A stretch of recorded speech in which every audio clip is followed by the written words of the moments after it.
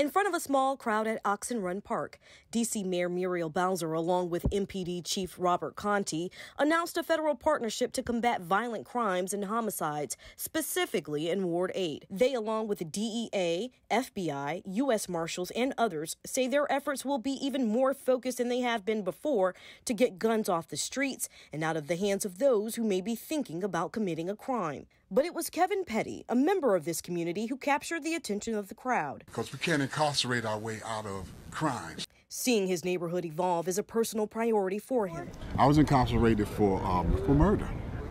I did 31 years. How old were you? I was 19. I gave up the best that I had. Reformed and rehabilitated, he says he has a sense of deja vu when he hears about the nearly daily acts of violent crime in D.C. Chief Robert Contee says going forward, no expense is too great to keep the citizens of D.C. safe. So when we're talking about homicides, and we're talking about robberies, and we're talking about crimes that scare the hell out of people, I want to make sure that we are doing everything that we possibly can. We are sparing no resource, federal or local resource, when it comes to making sure that we reduce crime in the city. Contee said Ward 8 has contributed to the brunt of violence in the city, accounting for 62% of all homicides and 23% of violent crimes. In 2021, the city saw 226 homicides, the most in nearly 20 years. And crimes involving minors are also on the rise. I wish that we could have some parents, some strong parents, to get to their children before we got to get the system involved.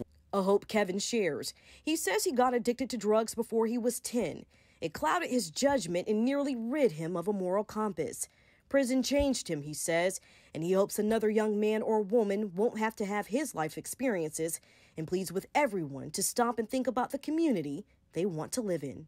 Violent crimes in poor and underserved communities only help us stay poor and underserved.